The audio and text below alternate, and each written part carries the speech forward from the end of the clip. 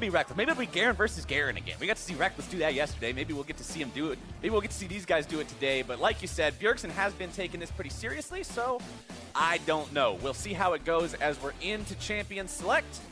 And the bans are going through. Nasus and Jace banned out by BJERGSEN. JISU taking Ryze and Syndra off the table.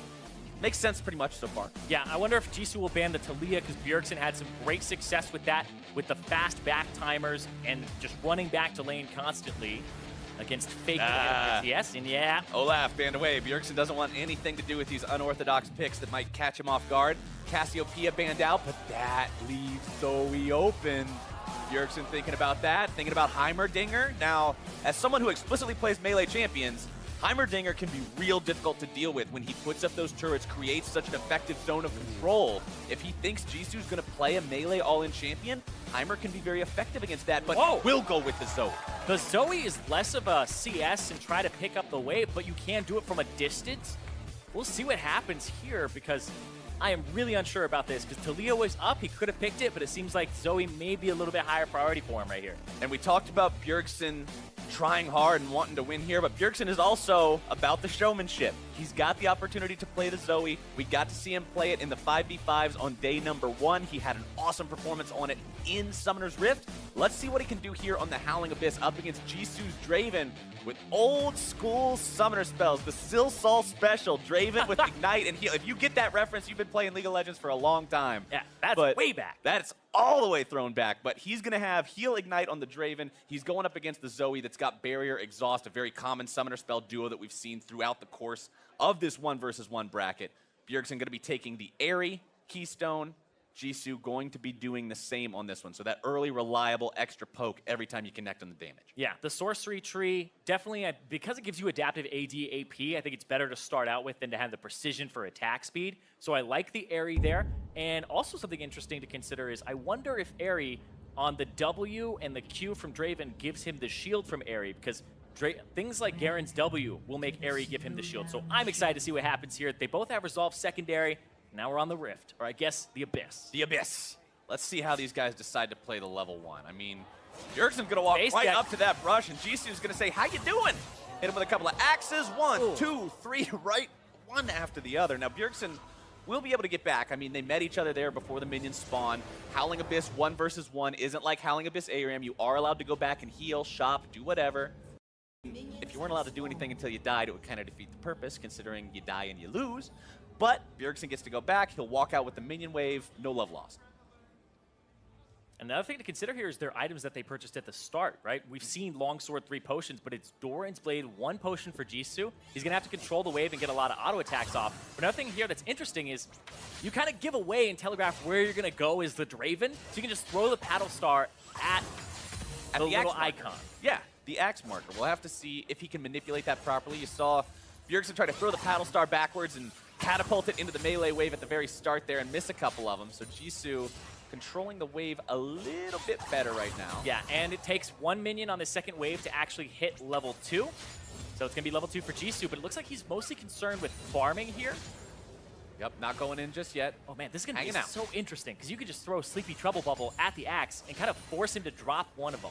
Yep, you have to be able to play around those bubbles if you are JISU. We've seen just how effective Zoe can be as long as you're hitting the bubbles. The damage potential you have is huge.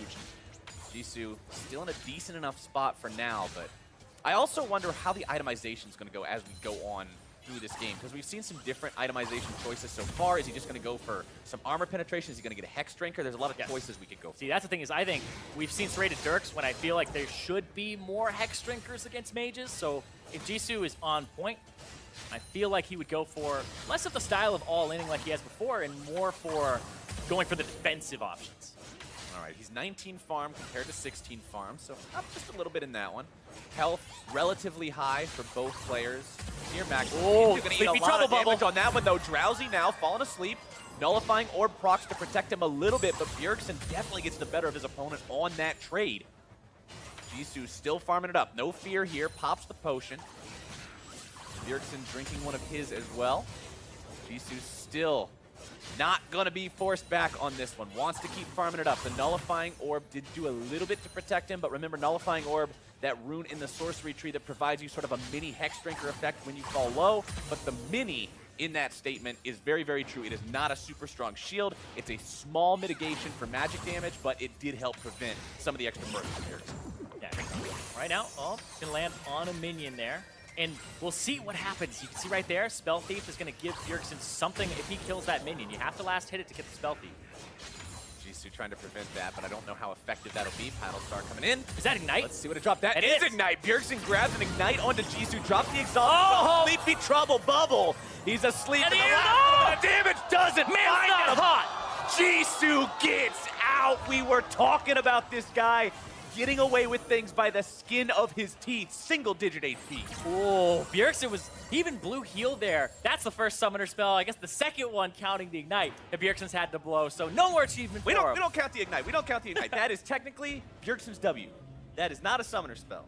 A real one. Man, that was so close. JISU, though, gonna pick himself up a Vamp Scepter. Something to note is they both took the Resolve Tree secondary, but JISU has Revitalize instead of Second Wind. So it'll give him an overshield after he heals over a certain amount here. So that's why he has the Vamp very early on, so he could add a little bit more HP on top of it. But I do feel like Second Wind is overall a little bit of a better mastery, or I guess a rune to have. Masteries, rest in peace. Yeah, we can't call them masteries anymore. They're all ruined, they're all reforged. JISU back to farming up, 37 to 37. This game is close in farm, and that makes it that much more fun to watch, because a lot of times you see these games end up at a point where one person has so much of a farm advantage, the other guy's forced into making bad moves. But when the farm stays close, it balances on a knife's edge. BJERGSEN looking for some cheeky moves. He got a heal. He got the heal. He had the heal that was used by JISU earlier. Now able to find the Sleepy Trouble Bubble. Yet again, your Paddle Star finds its mark. BJERGSEN looking for maybe a little bit more Paddle Star for the first blood. A fast Paddle Star, too, right before he gets the health relic that had come back up. The TSM chants roar through the audience, and BJERGSEN goes up 1-0, showing exactly what Zoe can do in the 1v1. The champion, I figured would be a lot of fun to see in these types of showdowns, because it is all what can you hit, what can they dodge, and BJERGSEN showed he can hit them where they matter. Man, we were talking about Lady Luck smiling on JISU. BJERGSEN with a few summoner spells from the Spell Thieves to Drowsy into the Paddle Star low cooldown, and gets him with a real fast one there. Kaboom! Right before he touches the health pack.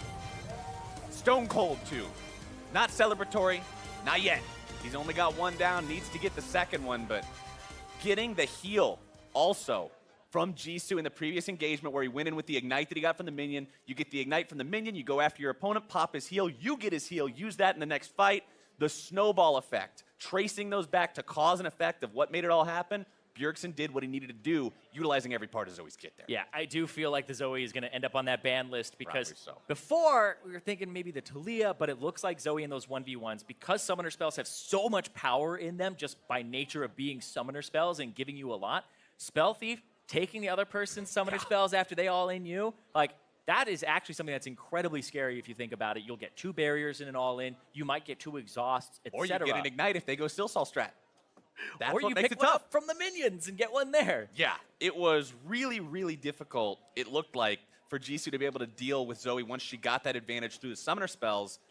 And when she has that, what are you going to do? I mean, we've seen so many of the outcomes of these 1v1s so far be determined by who can manage to bait out the summoners, who can utilize their summoners better, who can make their opponent use them at a spot where they're kind of a dead spell.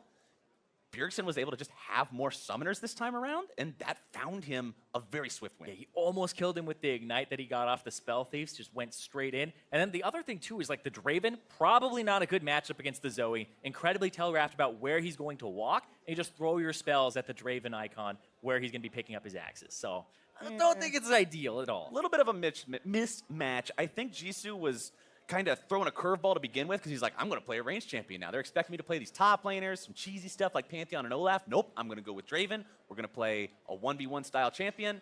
But then BJERGSEN gets Zoe, and Zoe, like you just said, that counter, because you can read where he's going to walk. Even in that last engage, you saw BJERGSEN fires the bubble, but he knows that his opponent's going to be kiting backwards. He throws it in a spot where JISU, the bubble misses. It falls on the ground. JISU touches the trap part of the bubble, and that's what ends up getting him in some trouble. I am so excited for this next one, too, because JISU banned Ryze, Syndra, Cassiopeia. He banned 3 mages. Now you might have to throw the Zoe up there, and Talia is still up, and we saw BJERGSEN go for a kind of a CS match there against Faker and have an okay time in that one. So I think there's a lot here. You talked about how many cards do these guys have up their sleeves, because you got to win this best of 3. If you move on to the finals, you got to have even more strategies. And if you have enough that the bans we have a can't water affect spill. You. Yeah, North America, water spills. Sippy cups need to be a 2018 thing. 2018 franchising and sippy cups. That's what we're going to be moving towards. I mean, it's a bright future. No more of these water breaks.